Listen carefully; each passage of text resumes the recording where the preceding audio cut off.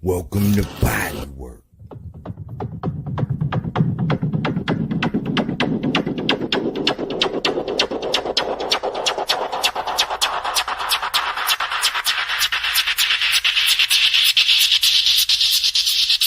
Please fasten your seatbelts.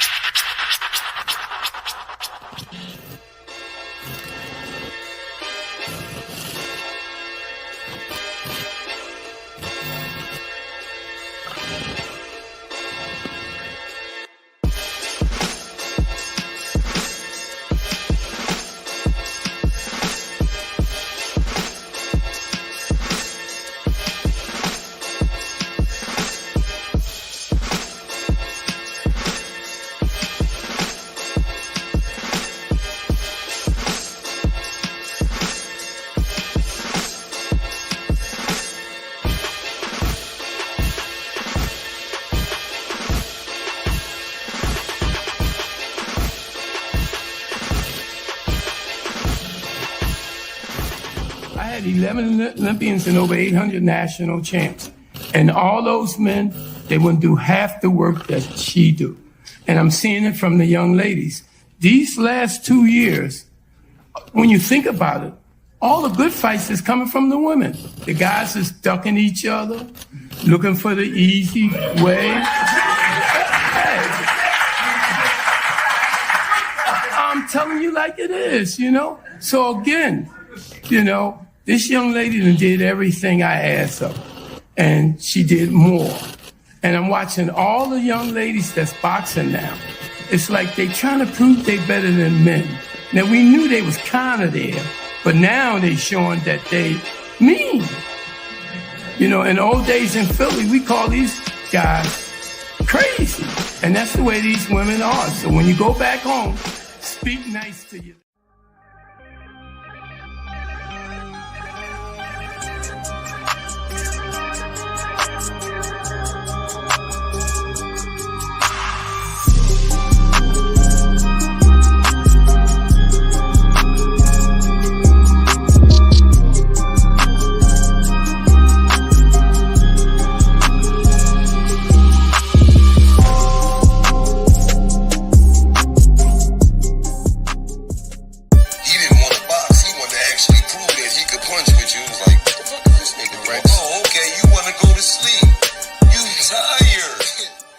Welcome to Body Work.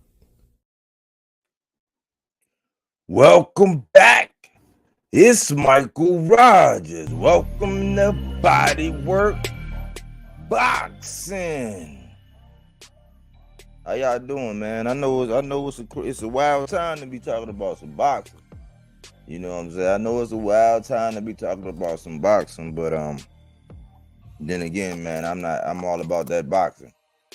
I ain't about nothing else, man. I am boxing monogamous at the time. I'm just not boxer monogamous. It's a difference, you know. And I'm staying in the same vein in which I always been. You know, I turned over a new leaf. I said, man, the guys that are catering to what the fans want, the guys that are, you know, blue chip, blue collar, you know, seeking smoke, wanting to prove themselves, wanting to put their name up in lights, whether it's their family name, whether it's their city, you know, they just want to put on for the sport of boxing.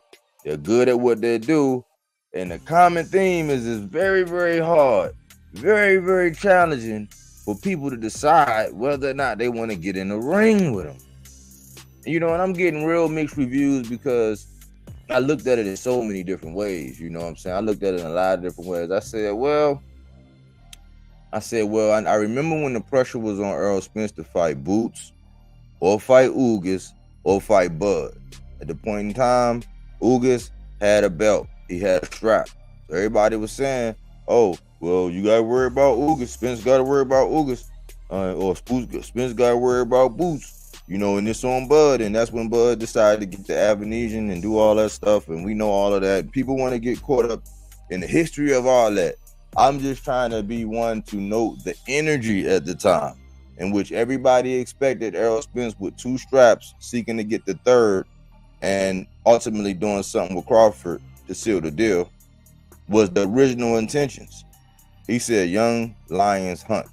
So he led everybody to believe that it might be a potential that he wouldn't, he would actually give him his opportunity.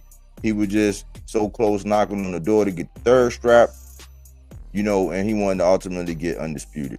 Well, he went ahead and got that third strap and he ran into Buzz. So after that, nobody wanted to see Errol Spence. I do. I would like to see it again. I would like the man to get a rematch if he had it. You know what I'm saying? I'm just exhausted with talking about it. But what came to mind is Boots. I started thinking, man, Boots got this title now, right? Because before it was, he don't have anything to offer. He has a title now. A lot of people that, are Team Bud say that he shouldn't have to fight Boots, and he don't, and recently something came out where even the coach said that, or the trainer said that he didn't have to fight Boots, and a lot of the fans, a lot of people that like to defend Bud say that it makes no sense. And I'm like, well, I mean, the energy's kind of changed, you know what I'm saying? But I'm not going to beat a dead horse. Got a lot of pushback on that. I stand firm in that, Boots is such easy work, and it's such easy, easy work. If that's really easy work, I say all the time, man, I handle easy work. Easy work is like taking out the trash. Easy work. The trash need to be taken out, taking it out right away. Easy work. You know what I'm saying? I think that that's an exaggeration. And I do know that it was a point in time a while back where it was like 10, 12 people would turn down a fight with him. And so I was thinking, okay, well, if Bud is off the hook, it's kind of crazy, but if Bud is off the hook and he don't have to fight him, who does that leave? I started hearing all these people saying, they would take a Mario Barrios. And I'm like, well, it's not the kind of caliber of fighter that we need to really see Boots in there with, I wanted to see Montes Giannis. He's been inactive. People were tying his name to Keith Thurman. I think Keith Thurman was saying he wanted more. He wanted legacy. He wanted this. Now they actually fighting at 154. I was of the notion that Boots should have went ahead and went up to 154, cut everybody off.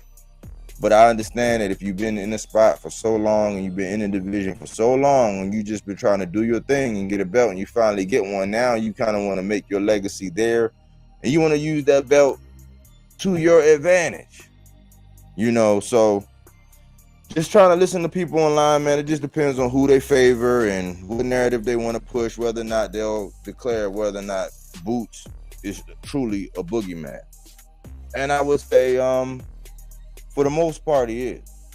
But then again, I say that it seems like every boxer has a boogeyman.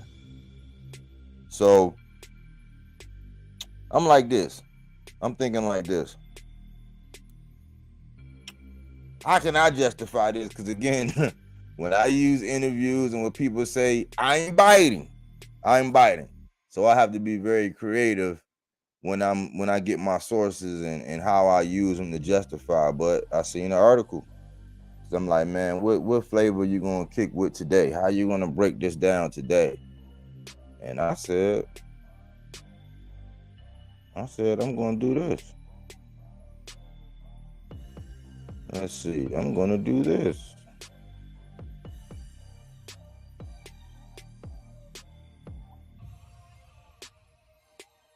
So I came across this article.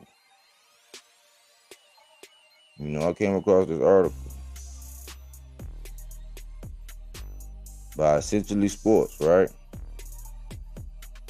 It says, Jaron Ennis had 3 opponents pull out or postpone fights over last 6 months. Showtime CEO on delay. Who's that? By Sudeep Sinya, 2/11/2024. This was 7:20 a.m. And you got Boots with that face with the fur on there looking, The fight talks between Jaron Ennis and Terrence Crawford have officially been discarded. He don't bring nothing to the table, Crawford's trainer Brian McIntyre said in an interview Meanwhile, Showtime executive Steven Espinosa defended Ennis for not fighting since July last year. In a recent pinch, a user shared an interview with Bozy Ennis, who claimed Mario Barrios was the only fighter who accepted the challenge to fight Jaron Ennis. The bout was supposed to be on March 30th, but Barrios demanded more time, so they are aiming for a fight in the undercard of Canelo Alvarez's Cinco de Mayo May 5th fight. Espinosa retweeted the interview claiming it was facts. However, a user commented, another inactive PBC fighter, and this did not sit well with Espinosa. Steven Espinosa brands social media experts and insiders ridiculous.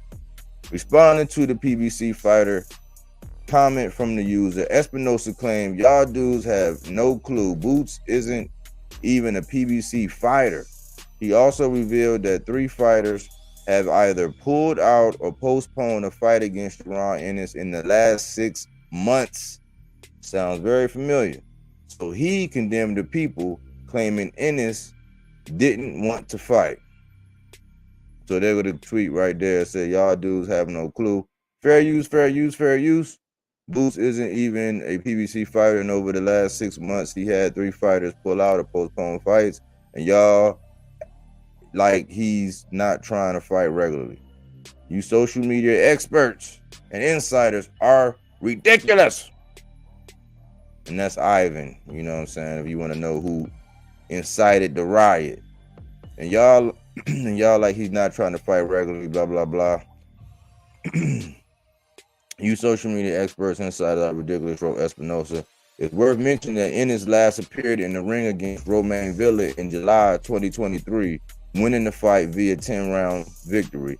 He was also elevated as interim IBF Welterweight Champion after it was stripped from Crawford following a win over Errol Spence Jr. Moreover, despite what Espinosa claims, one fighter is willing to face Ennis.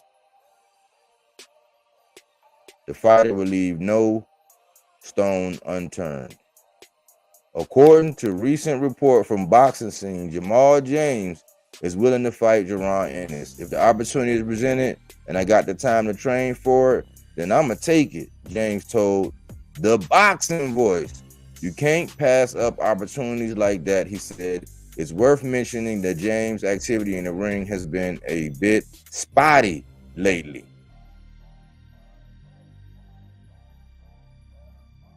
Former heavyweight champion outlines Jaron Ennis' path to Terrence Crawford fight. He last appeared in the ring against Alberto Palmetta in February last year and in October 2021. Before that, he lost the October fight against Razab Butayev, starting over a year-long hiatus. At this point, another year is about to pass James, as he did not fight after Palmetta. So he said, "I would like to obviously get back in the ring and measure myself one more time before I call any type of big name." With no confirmation on Jaron Ennis' next fight, Steven Espinosa has defended the interim IBF Welterweight Champion for not fighting in the last 6 months. Who do you think Ennis should fight? And that's what I got in that article.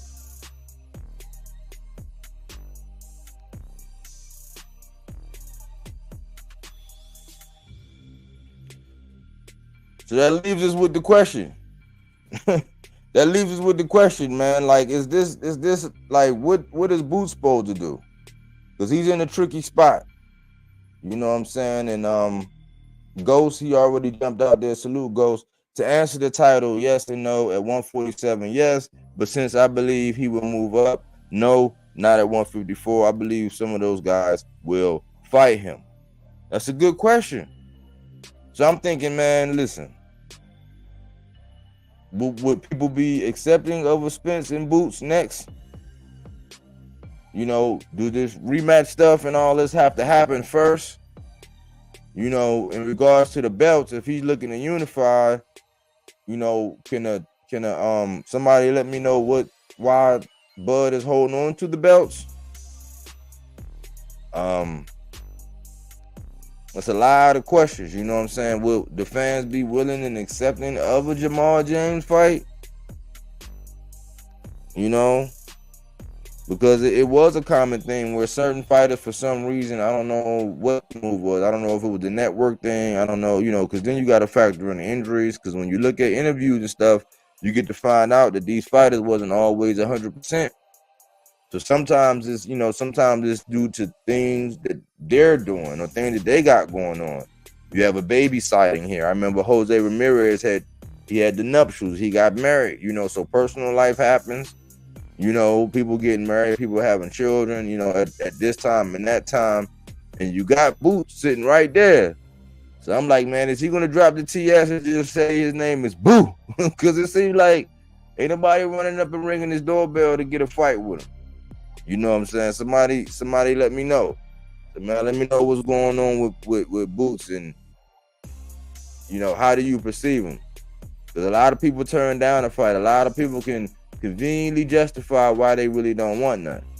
A lot of that was happening with Sabril Matias as well. You know what I'm saying? A lot of people was finding convenient reasons as to why they didn't want to take that path, why the fight wouldn't look good, you know, what names did he have? You know, it's like, man, at that point, he has a belt. But mind you, we still in an era now where a former undisputed champion can move up, grab a strap, avoid a unification, hold off a mandatory, and then fight a voluntary YouTuber. So that's what's happening. Somebody the same age, you know, so that's my question today. And I know the subject of Boots is very polarizing, because it's like, depending on who you're a fan of would dictate what kind of answers you get. So if you're a Spence fan, you probably, I don't know, it's hard to say because I'm a Spence fan. If you're a Bud fan, you definitely going to have something contrary to what Boots got going on. And that's the whole thing. It's like, how do we move the sport forward, or what kind of energy do we have for the sport forward? Because a lot of people can give you a lot of answers, but they have really no answers as to why. What's the hold up on those straps? Why are you holding straps? Like, if you're holding them for leverage, but if you're the A side and you can make moves and all that, then you know, Tank can prove that you can have leverage and not have the straps. So I'm trying to figure out why is Bud holding on to the straps.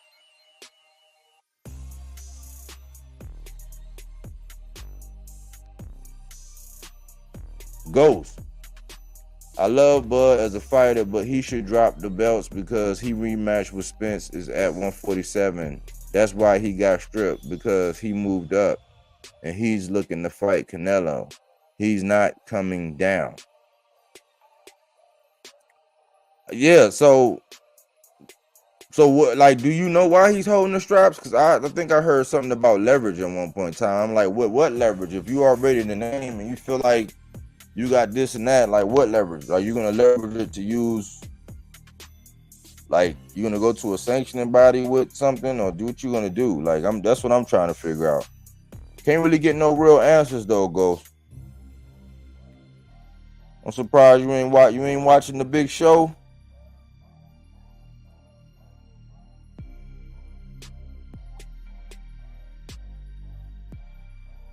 Let me see.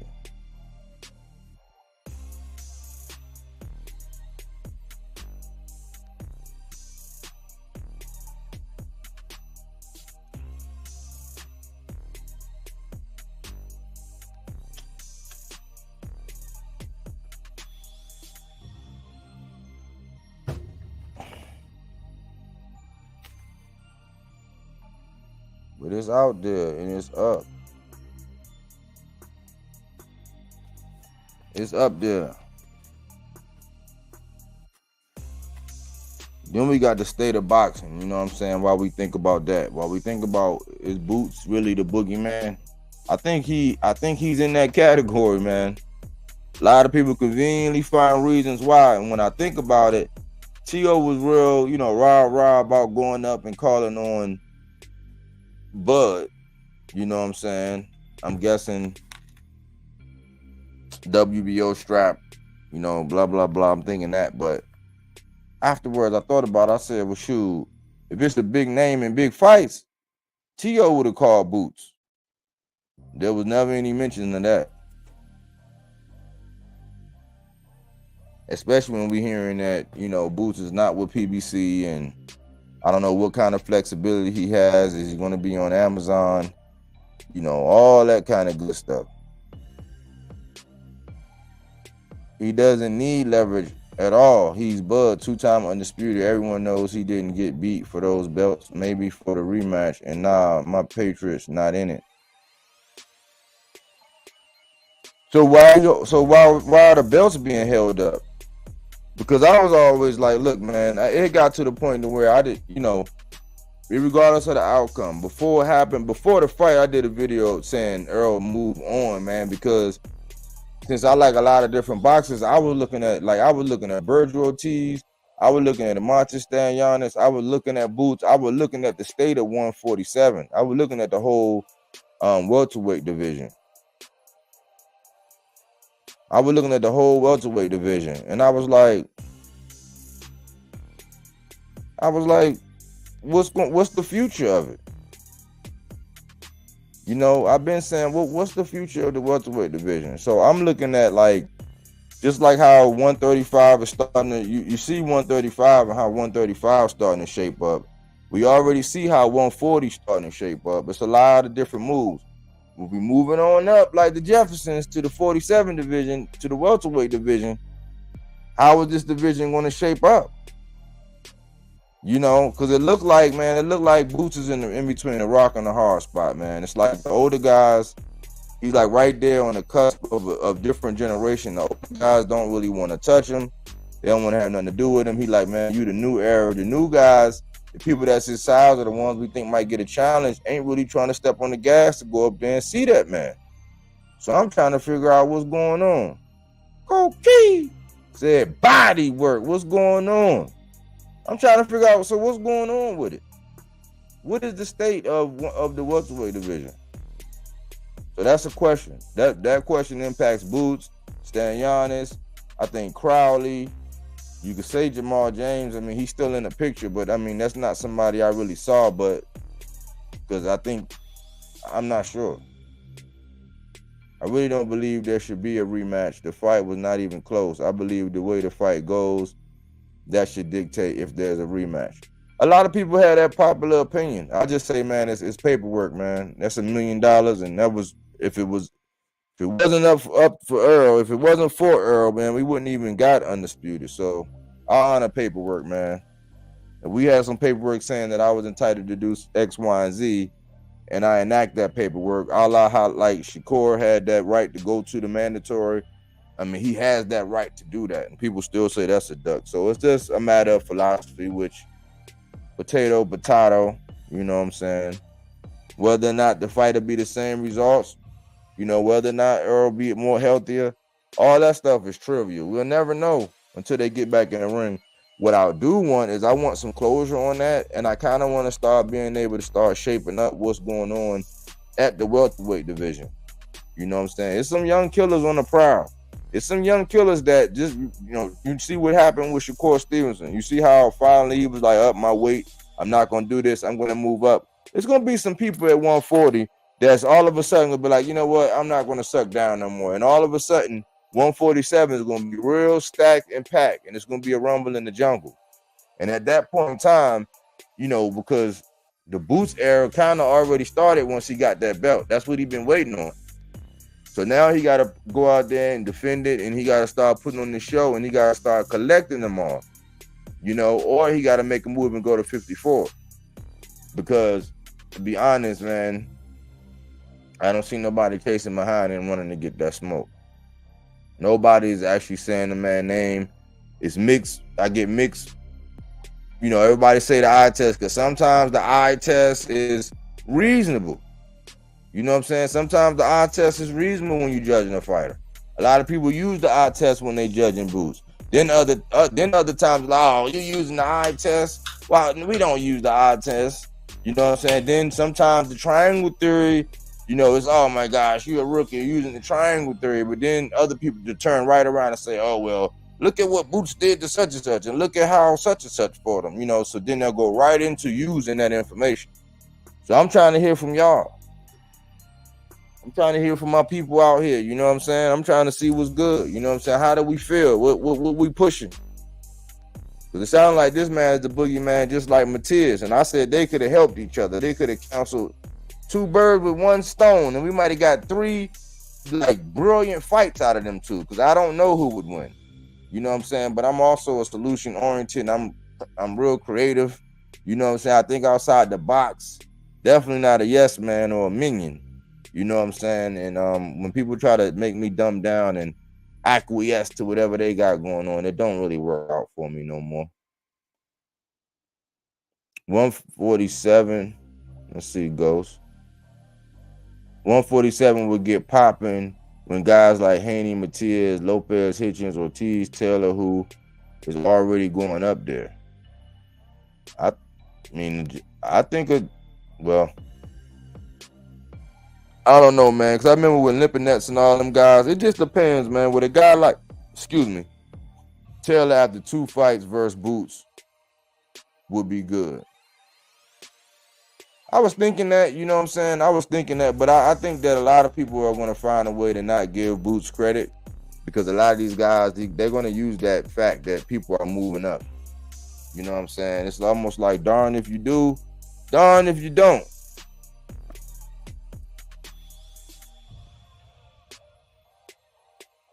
So I don't know, man.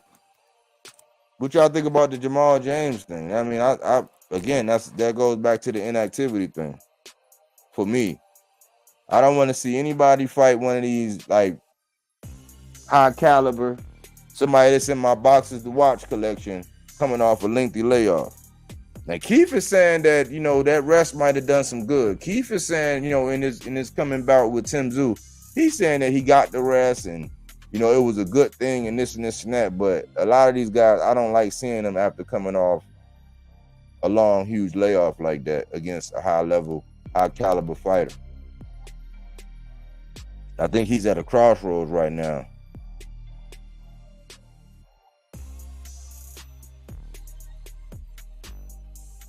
Yeah, but they can't do that because he was a big 140 who missed weight like twice, if I'm not mistaken.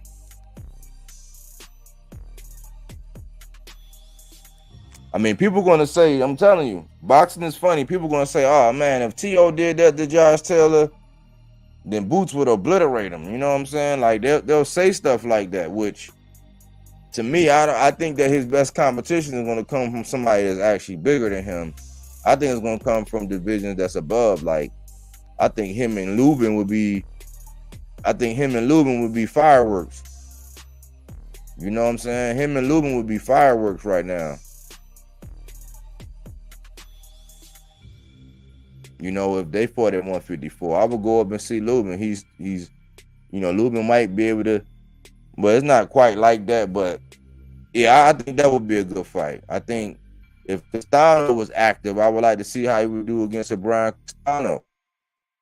You know, there's a couple people I don't like to see him up against, but I don't really know what all his options are. And I think that his main point I've been pushing home, we're not gonna get any news, any major news until tomorrow or Tuesday or one of these days. Whichever day they tend to break out with some good news about a new fight and some more announcements is coming. Either as late as tonight, tomorrow morning, the next day, sometime this week, we about to hear some big news. And I think boxing is going to be booming. People are going to have some direction. People are not going to keep breaking this broken news. You know what I'm saying? Because this news is terrible, man. It's like, man, if you needed a fix and you want to know what's really going on, man, you might be out here getting ready to do something strange for a little piece of change. You dig?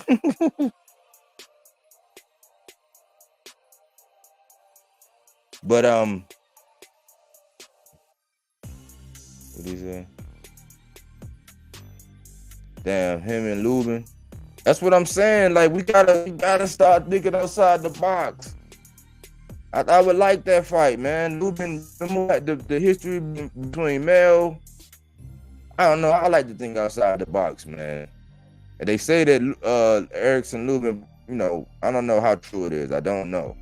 But the word was the deal fell out with him and Zoo because of money somehow. You know, that's just the rumor on the word on the curb. Hey, I'm a solution-oriented guy, and I'm trying to find a legitimate name, somebody that's been fairly active, somebody that is, you know, has some skills, man. We know that Lubin can box. You know, we know he got that, you know, he got the decision of Jesus Ramos. A lot of people didn't like that, but I actually scored him winning it. I mean, it wasn't I got it in one of my notepads. It wasn't by a long shot, but you know, it was somewhat handily. You know what I'm saying? I think he had some opportunities in there. Ramos did, but Lubin is a guy I wouldn't mind seeing him in there with. Castano was a guy I wouldn't mind seeing him in there with if Castano had another fight.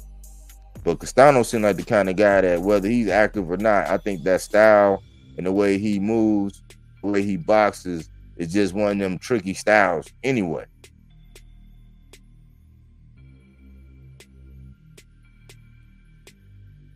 So I say, hey, man, be moving right along, man. I know, you know, because a lot of people got to play their loyalty, man, to certain individuals. This is not boxing monogamous, and I'm looking forward for the division because the division can't move on. And every time you ask, okay, well, who's taking over the 147 division? Who gonna grab the bull by the horns and take it over? Boots is right there with a title. You know what I'm saying? But that's just one post. That's just one kingdom. Who gonna take over the rest?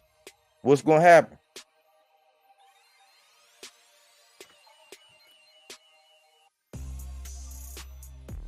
People tend to forget that Lubin also made Ramos look foolish some rounds. He did. I think, man, I like where he's at right now. I like where he's at right now, and he's battle tested, you know what I'm saying? Especially with the adversity against Fundor. You know. Coach K said Stanyanis versus Ennis. That's the fight I wanted for the longest time. That's the fight I wanted for the longest time, man. I just, you know, I think at this point, Stanyanis got to take that whenever he get it. But I would like for Stanyanis to get another fight, man, because they did him dirty, man. When he a real cool dude, man. He did some interviews with the Boston Voice, man. He's a very funny dude. You know what I'm saying? He speaks well. Like, you wouldn't even know he's from somewhere else, really. I mean, he speaks very well. Good sense of humor, can fight. Got a rough, rugged style, a nice, snappy, quick jab. He's durable. You know, he's competitive. You know, I mean, it's crazy that them kind of guys get starved out. You know what I'm saying? Starved out.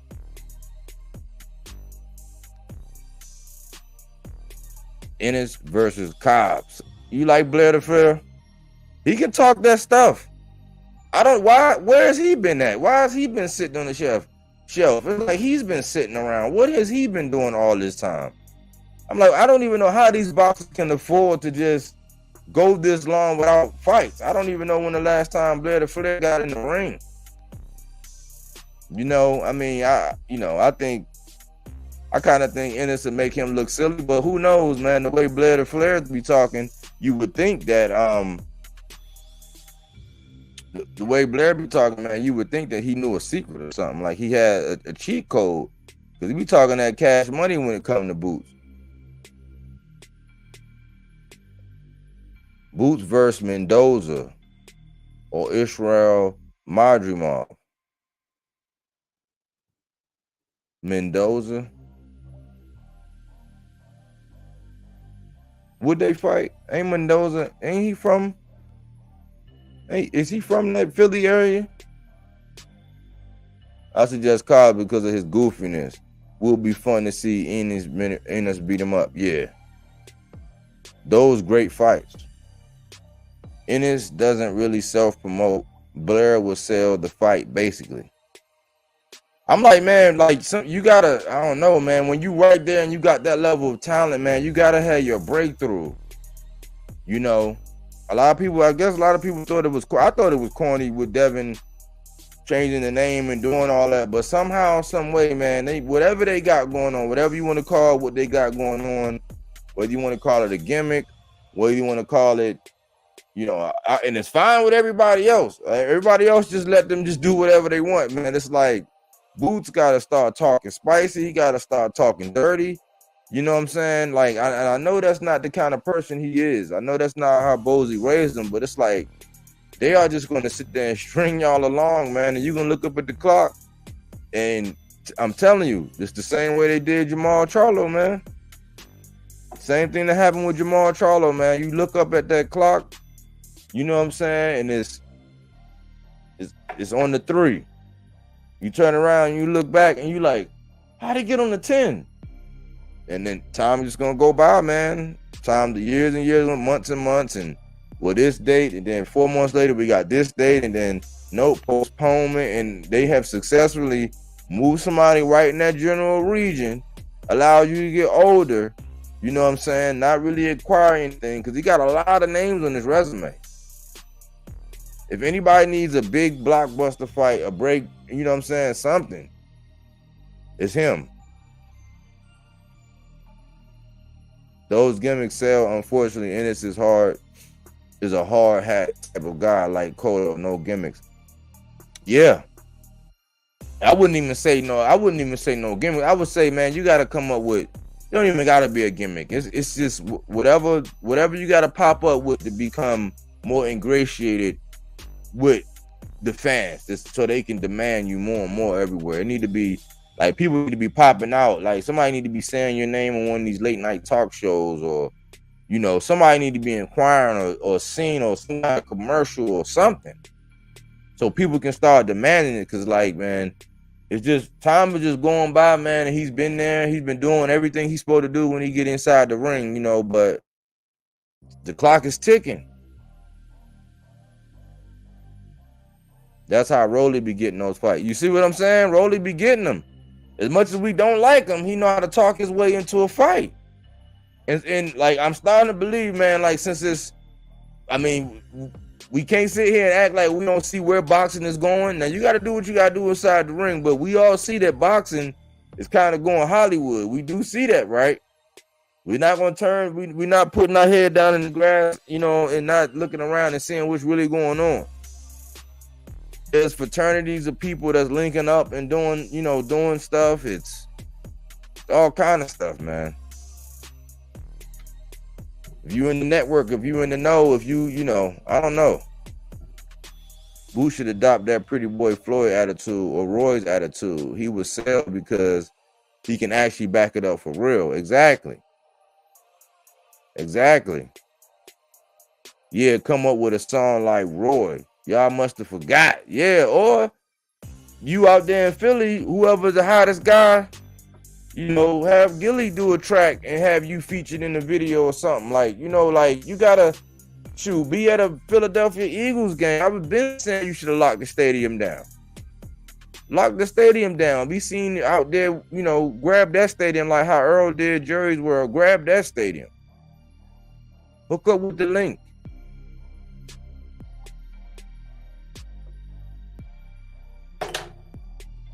You see what I'm saying? Like, because if not, man, it's going to pass you by. We see that Sabril Matias had to leave. He's having to leave to go over here, and somebody else had chimed in the video I did yesterday about Sabril, and they were saying that he was saying, this one of the subs said that it was confirmed, like pretty much confirmed, that it's a 3-fight deal with the Zone. So I don't know, you know what I'm saying?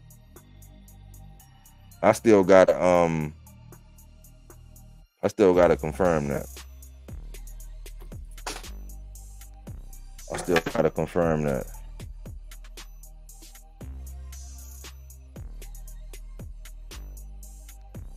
But yeah, man, I don't know, man. It's kind of weird, man. We in a weird time, man. We're in a weird time in boxing right now, and I think the boxers that can stay focused, the boxers that can manage their the boxer that can manage their money the best, and stay in the gym and you know, not be distracted are the ones that's gonna make it, man. Tino Racing, salute for coming in. You hit the nail on the head. Don't you hear what he said at the interview after the fight? That he's the prettiest guy. Look like a picnic.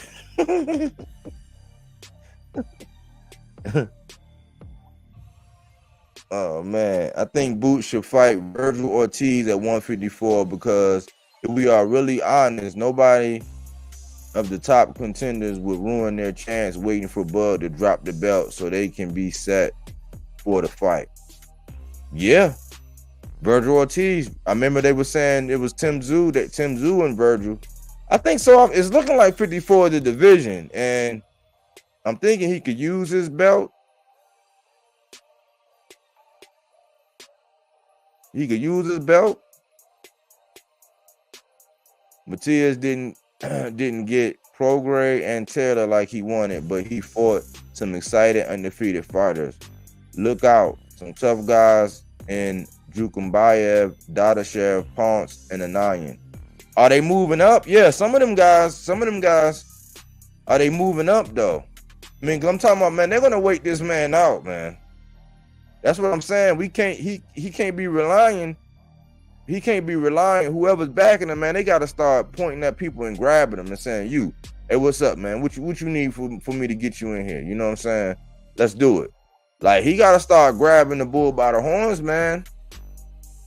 Sometimes those non-title holders bring the best fights. I agree, but we getting ready to get. We're gonna get a Jamal James or a Mario Barrios. You know what I'm saying? Where I think Mario Barrios will fight. Jamal James, I gotta see Jamal James, even though Jamal James has a high output. You know what I'm saying? He has a high output, tall, lanky. He has, you know, he has a good ring generalship, good ring IQ. He was very successful. You know what I'm saying? For the most part, he ran into Ugas, had some problems. So he's a solid fighter. You know what I'm saying? He's definitely a name, like, when they look back at the resume, like, oh man, you fought Jamal James. Definitely a good name. You know what I'm saying? Definitely a good guy.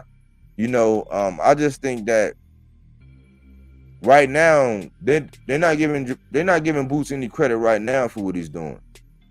So he's gonna have to do something monumental, like go up there and try to see Jamel Charlo. You know, like, you gotta grab one of these guys, man. You gotta grab the bull by the horns, man, and get somebody, because I'm telling you, they're gonna maneuver, they're gonna wait, they're gonna get out the way, they're gonna find time to pull out the fight, to start messing with your activity, messing with your bag.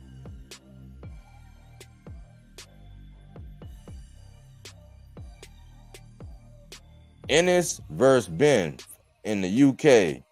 Do it like how Floyd over UK against Hatton. I think they had I think they said this month was the appeal was this month on the last time I checked. The appeal for that Conor Ben situation was this month. Eddie was standing on it as if it was facts. You know, so we'll see. But they wanted, look, I remember Conor Ben wanted Boots. He was calling all them guys. Conor Ben, he was, you know, calling all them guys. But you know, right now, Woody, I think he was entertaining it.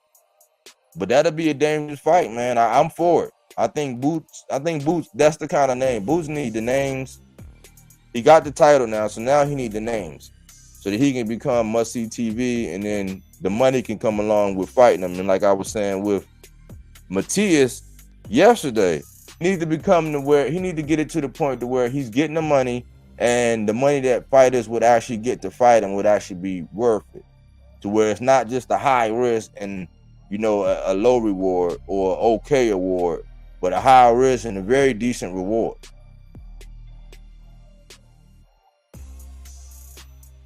Wait, Ennis can't fight in UK yet, I think. LOL. I see Ennis stopping Ben in first round. Man, I hope he will be able to survive past one round. I don't know, man. I can't deny what Conor Ben was. You know what I'm saying? I don't like pushing the envelope, man. A lot of people say it's kind of clear and evident what was going on. You know what I'm saying? I seen something with Stephen Breadman Edwards, and I call him the E.F. Hutton of boxing, man.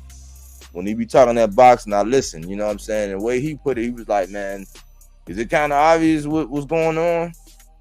You know what I'm saying? He said it in such a sarcastic, like, you read between the lines type way. I'm like, I mean, is it obvious? You know what I'm saying? You be the judge.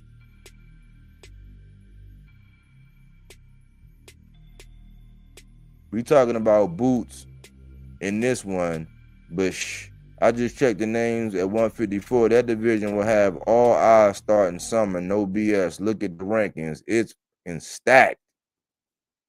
Yeah, it is stacked. It's a lot of dogs up there too.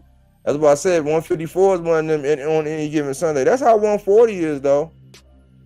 140 is kind of like that. I think that 154 is more tenured. These are the more tenured guys. I don't have faith in Berlanga, but we'll see. I think Berlanga fights Saturday. Did they get him a victim? I hadn't even been keeping track of Berlanga for real. I actually like Diego Pacheco, so I wanted to see him against Diego, and hopefully they're gonna start. We'll see what happened with Berlanga, man. I wasn't ever that high on Berlanga. Anyway, I think Boots cooks Ben in 5. Man, he's kind of Ben is aggressive. I think that would kind of be a good fight. I think that'll be a good fight, man. I think Paydrag McCrory, undefeated guy, is Berlanga opponent. McCrory, yeah. I seen that. You like that guy? I can't really remember him. Champion Sports Boxing salute. Berlanga fights February 24th. How you see that matchup, Champion Sports? How you see that matchup going? Nah, 154 got hella up and comers and really talented with growing followers like Xander, Virgil, Mendoza, Zoo, Charlo, Buzz, Spence, Boots in a year or two. That dude Elijah Garcia, what weight is that? Is he at 54 or is that 60? Elijah Garcia.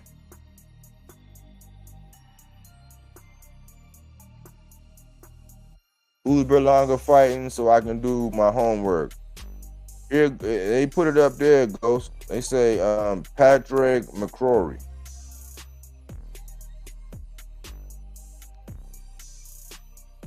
I'm going to the fight in Orlando. Okay.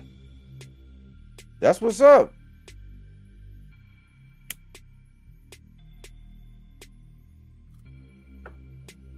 So you must be big on Berlanga, man. You got Berlanga then. I'm sounding like you got Berlanga. Shakram Gyasav versus Pablo Cesar Cano is on the undercard. They are welterweight. Wow, they done moved up to welterweight. Berlanga has to make a statement. He should. This is his chance. Yeah, I think he got to, man. I think he at a point in time where his back up against the wall. You know, I mean, he kind of had it made over there at Top Rank. Go to show, you know, I don't know what was going on over there. But it looked like, man, after the ear biting incident and when he actually seen that one guy, he kind of like, man, in my opinion, man, he kind of outboxed Berlanga, man. They kind of gave Berlanga that decision, but that boy was boxing his head off. Yes, 14-0, 9 knockouts. Will look to make his claims for a world welterweight title shot even louder when WBA #1 ranked welterweight takes on former world title challenger Cano. 35-8, 1-25. Yeah, that dude, that's the dude that stopped Jorge Linares. So it seemed like, man, he's nothing to shake a stick at either, man. That's a good fight, man. To test all the guys 14-0, that's gonna be a good fight. Hope we don't overlook that guy.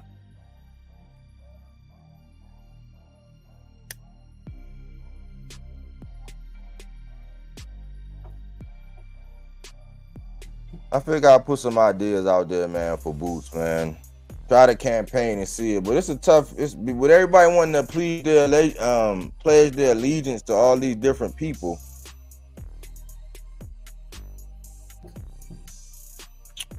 We never get a true opinion on Boots, man. We never get the real deal Holyfield on Boots. I think he's gonna be a victim of politics, man. Boxing politics.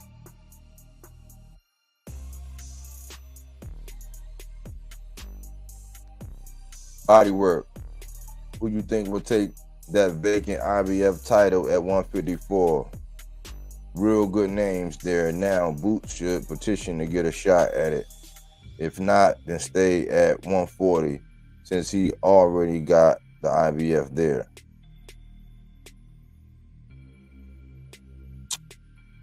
Well, it seems like the IBF is going to be in limbo for a while because he just got that belt.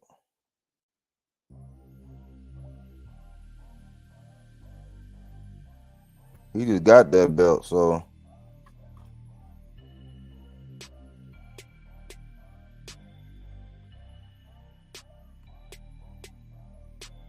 yeah, Belong got to make a statement because he has Jaime Munguia and Canelo in his future. He got to show he's at least somewhat ready, even though I don't favor him in those fights.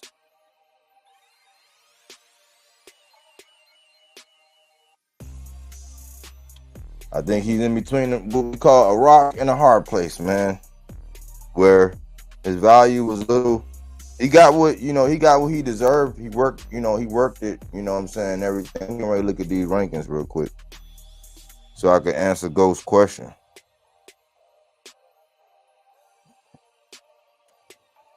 Let me see.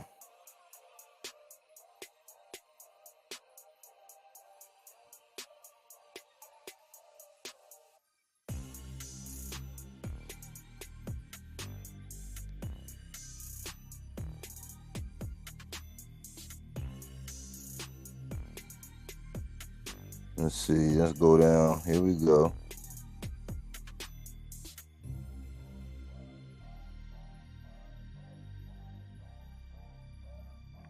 So Ennis got it on 1-7-23. So they got Bud having the WBA, the WBC, the WBO.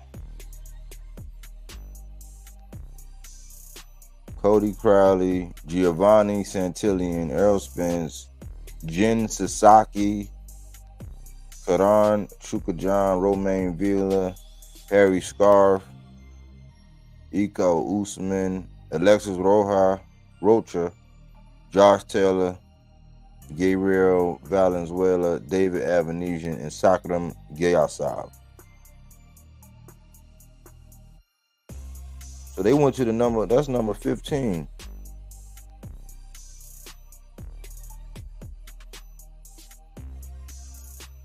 Okay. But we're gonna see if Gayasab, we're gonna see how good he is. You know what I'm saying? I mean, we definitely gonna see how good he is. So that's the W. Let me see.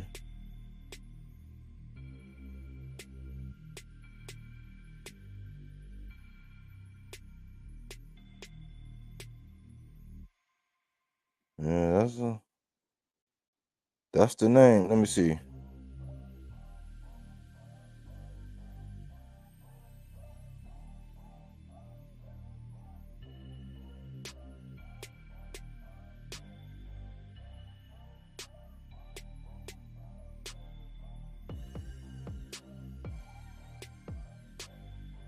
Let's see.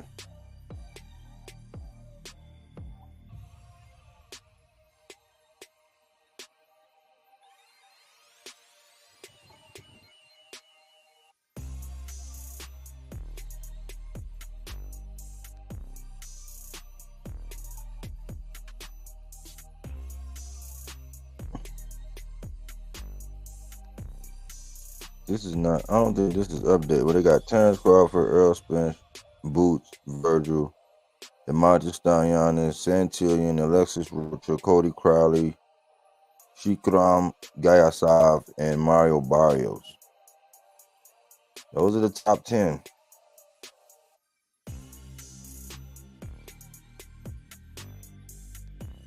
I think we at the mercy of the news, man. I would, I'm really trying to have, good positive energy about the Amazon thing and all that. And just logically, I know that with limited amount of dates and knowing the pressure to actually sell and please fans after, let's be honest, a very late start. You know what I'm saying? A very late start. I think we're going to get some big fights, man. I think that right now, the same reason why I wanted to come on and get on, man, just to see how many people are really starving, you know what I'm saying, for boxing, I think that we just waiting on the news, man. I think everybody playing everything a little bit close to the vest right now. And, I think that we at the mercy of the information coming out. So out of those names, I don't know, Ghost. But we're looking at that. I don't know. Jermaine Ortiz, hopefully we get the rematch with Lopez. I'll make it more of a clear decision. I don't know. Do y'all want to see that fight again? I think Munguia versus Berlanga really even to me. He gets rolled up by no, but Munguia will go toe-to-toe with him.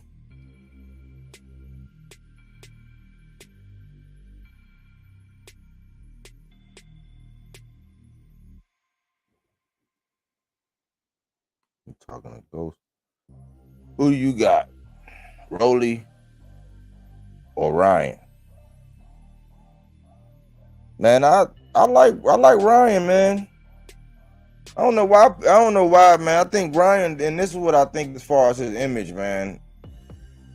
Ryan got to do, I don't know, his confidence been broken. He's doing too much of the want to be a star thing. Ryan Garcia has a real set of skills, man. And with his frame, his stature, his dimensions, he could be really, really good. And I think that he one of them guys again. I think he one of them guys that got to get bullied. He got to get put in the corner before he really fight. I just think that, man, people don't want to give Tank his credit for what he do, man, but Tank is special. It's just a sad truth, man. He don't have them dimensions. He don't have all this. Yeah, you could say some of those fighters are catered towards his styles. But what was Hector Garcia? Was that catered to his style? I think he fight like Mario Barrios and Santa Cruz. They're two different fighters. Along with how Pitbull Cruz, he's a whole different style. I think that Tank is special. He was able to get Ryan out of there, but it's not guaranteed that, because think about it, Ryan took the fight. Now he said he had excuses. He said he had the rib stuff going on beforehand, and he trying to set Tank in this Camp Nou and all this. And remember the whole mole gate? Y'all remember mole gate? How he had a mole in the camp and all that other messy stuff. All that happened. So he had all those excuses, but somehow we come right back around. And unless it's going to be a scripted fight and we get in another anomaly like we got with Regis, then Ryan got a shot. Ryan has a shot. He got to be serious, but he has a shot. He has a skill set.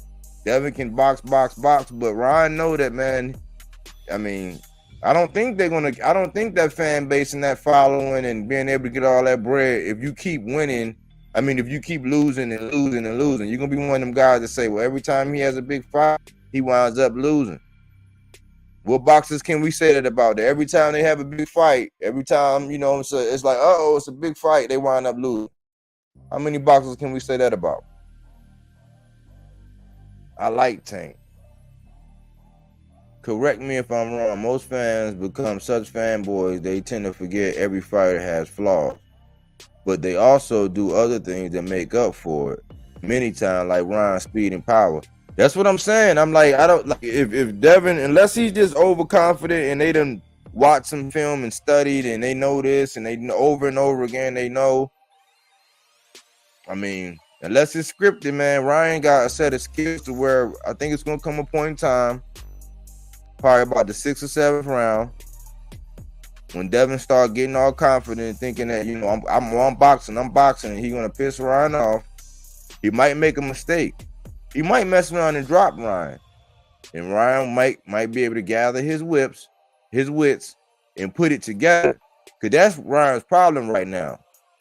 He don't trust, I don't think he fully trusts what he got. So he got a survival tactic that's almost like, he probably been doing it so long, he's committed it to muscle memory. If he get the right training, if he get the right sparring in this camp, somebody that's gonna try to assimilate what Devin can do. But Ryan has faster hands. Devin has probably the better feet, but Ryan has the faster hands. So all Ryan got to really do is be able to like position himself to where when Devin believes that he's actually going to be able to connect, he's there waiting for him with something to be like, don't do that again. You know what I'm saying? Because he get to hitting Devin with that jab and coming by with that hook, and if he catch him, you know what I'm saying? If he catch him right, it's a bullwhip of a hook. You know what I'm saying? Once he get his jab game going, he's coming off that check hook. You know what I'm saying? It's going to be a guessing game for Devin when he wants to come in, when he want to come out. I know he's not going to stand on the inside and trade. That's not his style.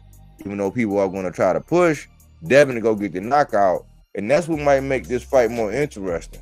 Because if you really want to show and prove, if it's all that energy like they trying to convince us of in this little, you know, mall moment, you know, then he might want to push the envelope. He might want to go in there and get the knockout and expose himself.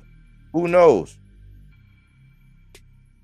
Ryan also had a rehydration clause after fighting in 140 twice. That was his own fault. Yeah. I don't like how people accept things and they do this and they do that. And I don't like how the subject comes up with just about certain fighters, because there's a lot of fighters that we would have never known. You know, I think that has to do with like who can dictate certain terms and certain people that require certain things, a la like the ring size, the gloves, like little things like that. You know what I'm saying?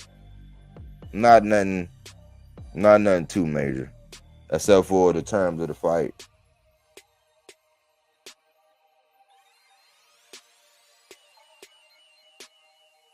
But I think if you're gonna come to fight, you're gonna come to fight, man. Once you know the rules and you're getting paid, man, you're supposed to perform accordingly, man. You're supposed to definitely perform according to your paycheck.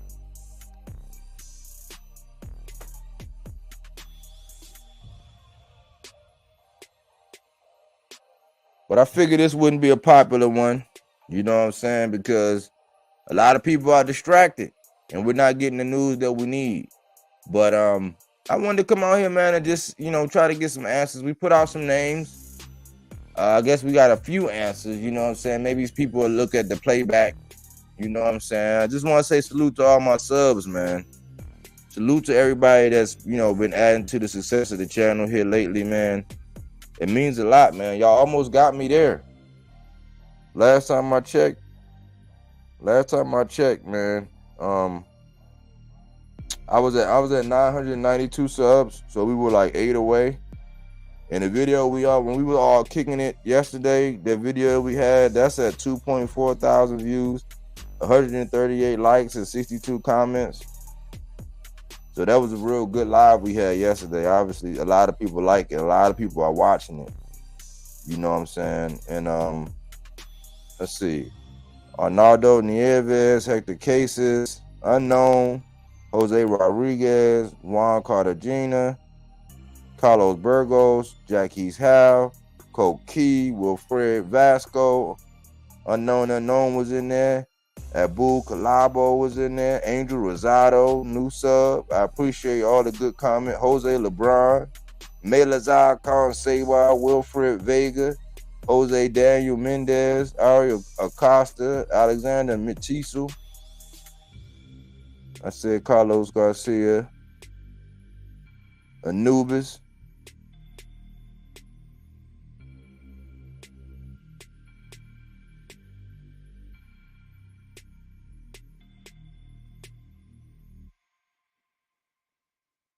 Man, I really appreciate y'all, man. Y'all.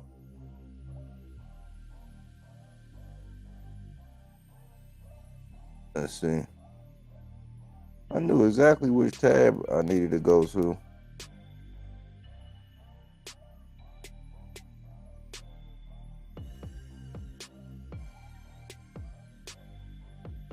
Let me see.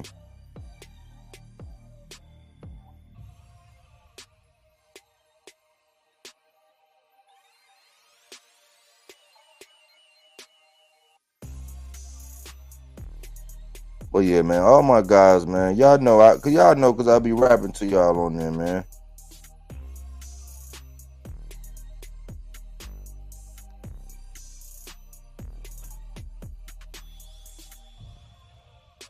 But I appreciate y'all guys, man.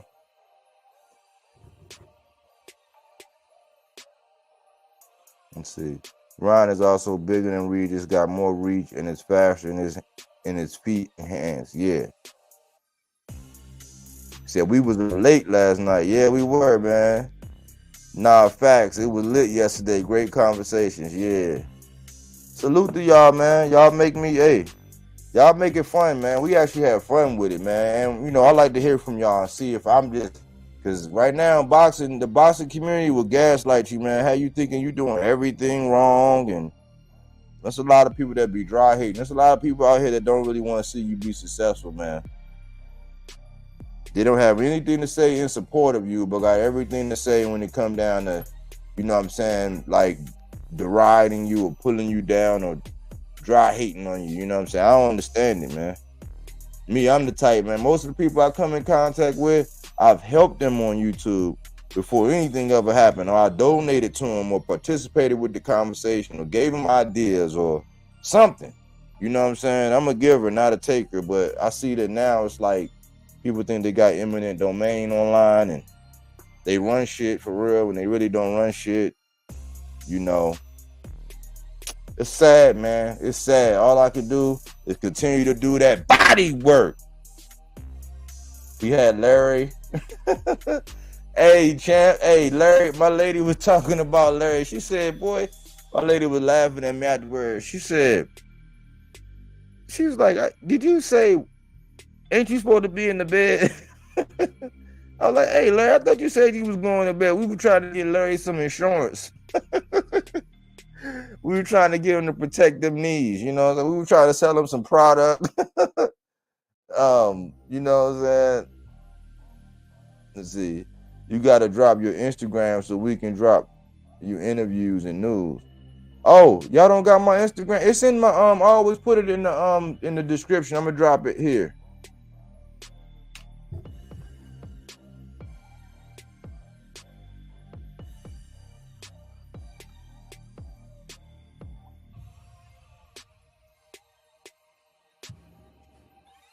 That's the gram right there.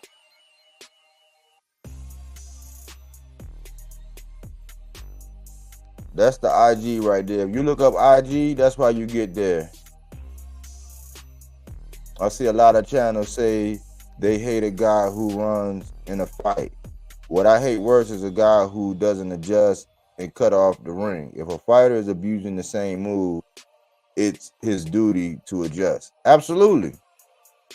Absolutely, man. It go both ways, because I mean, you know what I really saw, Coach Key? I really saw the politics behind how everybody was saying it, because think about it. Those three examples of those three fights, they was bringing up the Boots versus Karan. They was bringing up the Shakur Stevenson and the De Los Santos, and then that fight.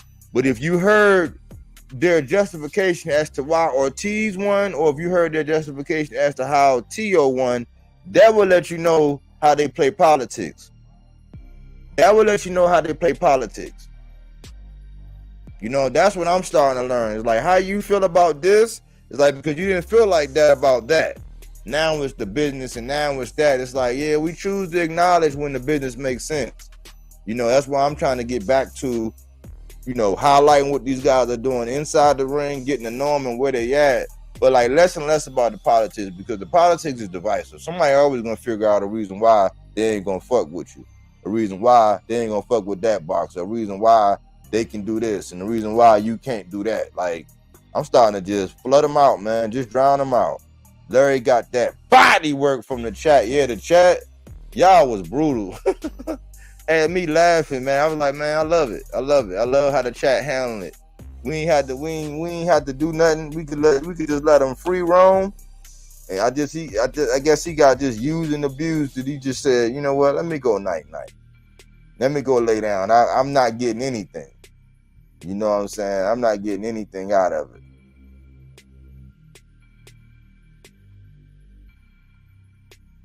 I'm thinking about getting me a little setup and start a boxing channel. Go for it, Ghost. I'll definitely help you, man, whatever you need. You know what I'm saying? I'll definitely, you know, whatever you need, I'll help you get started, or at least give you my advice. I bet. Koki, follow. People forget it's boxing, hit, and avoid getting hit. Am I missing something? That's true. Nah. Body work. Do good artwork for your videos. It's distinguished. Koki. That's right. Hey, one thing, man. People, look, man, I had somebody, man. It was somebody like dry hating on me, right? It was a long time ago. And this is how I knew somebody was watching me. They were like, man, all of that overproduction, all that. He's like, man, forget about that, man. Like, I could do X amount of videos in this amount of time. And look, this is what I'm getting at. I said, man, you don't understand. You don't understand. That's what make this channel different. Every one of them thumbnails, an app. Yes, I use an app to generate it, but it's not like everybody else. So you slide this picture over there, you slide that picture over there, you select this text. Like, no, every one of my thumbnails since I started, and you can see the evolution in it all. I used to put date. When I seen people biting, I started putting time, dates, and stamps on. Then I said, you know what? I'll spend a lot of time figuring out who biting, you know what I'm saying, or focusing on who biting and who's not. So I stopped putting the dates on there, but I do put the dates on there sometimes when it's something I really want to mark. But every one of the thumbnails, all of the videos, I actually have to place those things. I actually place those letters, place those words, maximize them. Like, I move them around. Like, that's my canvas. All of it. You know, I don't use an app to do that. And people say, why would you waste all that time? It's not wasted time. It's investing. It's investing. It's investing, man. It's investing in the product. And I want my thing to look like, again, that's why I don't go back. Some people do this. They'll go back every now and then. If I just have a messed up thumbnail, I will, but I don't go all the way back and change all the thumbnails, because the beauty of this channel is you can see when I started off real basic and the graphics was like, I was working on the graphics and they was changing, they was different. And as it evolved, you can see the different intros. You can see how my audio changed. You can see how I was positioning the camera. I like that, man, because that's what led me all the way up to here. So every thumbnail, every artwork, everything that I do, I have to use multiple apps to do it, but it's not cookie cutter. You know what I'm saying? That's the part of it. Like, in me, I taught myself how to do those graphics and those visuals and things like that. I didn't have anybody to show me, you know, and that's what kind of stagnated me, because it's like, no, I don't want to be at the mercy of somebody always making me a thumbnail or somebody always doing these graphics. And yeah, I messed up where the sound was too bad, or, you know, I was getting copyright. That's why I don't put too much of the actual boxing in there. People started hating. People start hating and doing the copyright strike. I'm like, but this person over here can use all the footage in the world. The minute I do it, you know, so it's been a process, y'all, to say the least. But I did it the hard way. I did it with a Mac. I got a little touch screen computer, my phone, and I make it happen. But it's unique, you know. I take pride in that, man. You should break down fights you go back to watch for fun. Like for me, Ward versus Gardy was just amazing. I'm gonna put that in the notes. I already got that one thing you wanted, Ghost. I already got that one thing you have requested, that Beterbiev versus Bivol. I'm about to start working on that thumbnail. I'm gonna work on that thumbnail here pretty soon and get that popping, because I want to have that conversation. I want to have everybody draw their line in the sand. Is it going to be you on the Beterbiev side or you on the Bivol side? Reach down like you got some cojones, and ain't nobody going to bash you if you get it wrong. But you know, cause we a lot of people like to play both sides of the fence, and then after the fight, they be like, I told you this, and I told you that. I be like, you ain't say like, nah, but yeah, I'm gonna get that popping, and I'm gonna go back and watch that Ward versus Gotti go. Yeah, the thumbnails, I know it's body work without even reading your username. Yeah, that's why I tried. That's what my aim was, man. That's what my aim was, Koki. Watched it like 20 times, no BS. Oh, wow. Yeah, I got both fighters' last 4 fights to study them for my prediction. So we look. You looking at the last 4? Okay. We're gonna break that fight down. Matias' team got to get you tickets to his next fight. You did more promotion for Matias than Fresh Productions. I mean, you know, and a lot of people. Did y'all see how a lot of people jumped on the wave too? A lot of people jump on the wave and then go do an interview. Like it's weird. I'm telling y'all, this it's like game culture. It's territorial, man. People are territorial over this YouTube. It's like, how come I can't just make content and you just either you rock with it or you don't? But a lot of people don't like to see you come up, man. A lot of people don't like to see you do good, man. I'm sitting here watching it, and I've seen it from so many different people. Like for no reason. Like a lot of times for no reason. So I'm gonna get there. That's one thing, because as we talk, like yesterday I needed 27 subscribers, right? Today I need like 8. I needed 27 subscribers yesterday. I need like 8 today. So regardless of what's going on, the content is working, man. Like it's growing. My channel is growing. I got the kind of environment over here with people that want to, you know, kick it here, that are not sheep. You know what I'm saying? That know how to critically think, that can know how to disagree without having a knockdown drag out about it. That have some common sense. And they got some that are comical, quick-witted. Like the way y'all did Larry, y'all had me cracking up, man. Y'all had me cracking up. Ghost laughing. Look at your streams. How many views the Matias ones are getting? Yeah. Yeah, I see. Yeah, I see. But a lot of people be, man, I don't know, man. I don't know. Y'all, I think y'all know the fingerprint. The fingerprint is out there. You know when somebody's visuals start changing and, you know, their graphics start looking like yours and the word and the position and all that. I take it as a compliment. You know what I'm saying? Just at least come in on, if you one of them people, come in on your burner account, hit the like button. You know what I'm saying? Subscribe from your burner account. You know. Subscribe from your burner account. Help me get there. You know what I'm saying? But I just wanted to come out here, man. I told Ghost I was coming out. I was gonna get back on here tomorrow and do something, man. So I decided, I said, man, yeah, I'm gonna come out here and do something. Talk a little bit about Boots, because it's like, I'm still an Earl Spence fan, but a lot of people try to say you're only promoting Boots. But what I noticed, this is also what I noticed. Think about this.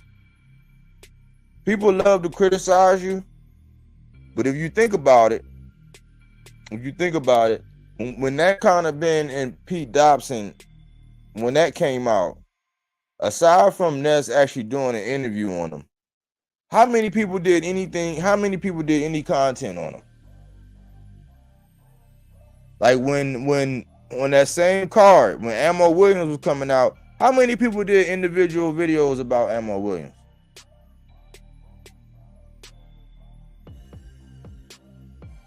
Like, how many people came out and did videos about Khalil Cole right before that fight? But if somebody like myself, because I've done it. I remember I did it with Ray Savage Ford. Came out, did something on them, put it out there. It's like people will critique you about that or have something bad to say, but it's like nobody is doing any videos or any promotion on any of these guys. So I take it as a compliment when I start getting pushed back and dry hate over something. That let me know I'm doing something right because ain't nobody else talking about them. I'll leave y'all with that, man. So separate the real from the fake. Keep supporting the channel. Remember, bro, people stop following fighters after they lose now. Not knowing some of them become even better after it. Yeah. Like the way I ain't gonna lie, man, the way they treat Errol Spence, the way they talk about Errol Spence right now, it's a shame, man. You can say whatever you want about the man, but the man went out and got 3 straps. Through all that controversy, you know, whether you could say he was living a double life, not living a boxer lifestyle, the man at welterweight went up there and got 3 straps. Not even taking it serious. That's what's scary. Can you imagine if he would have took it serious? Like if he was taking it serious, but he was the one that went and got the 3 straps.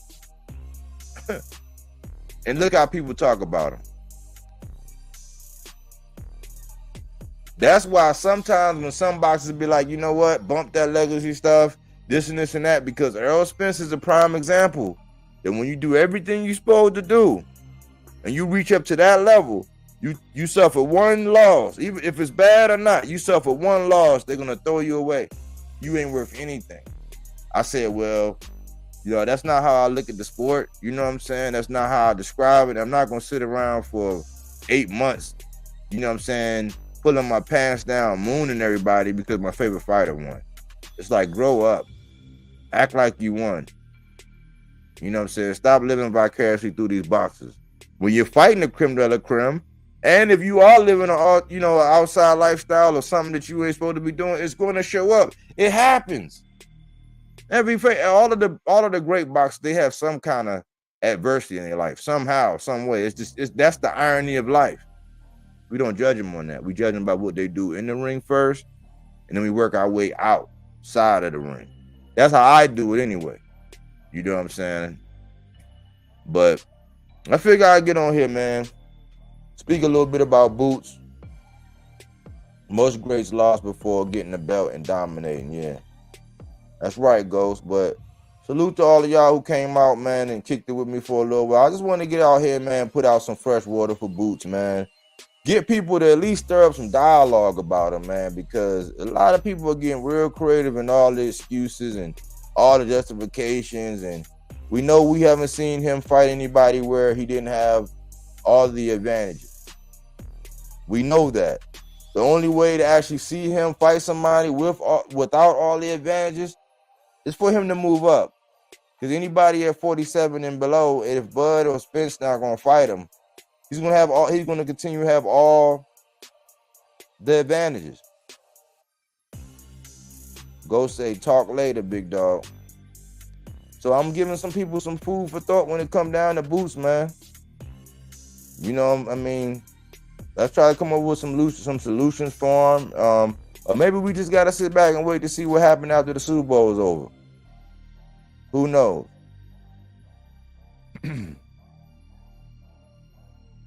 But as always, man, I always have a good time talking to y'all, man.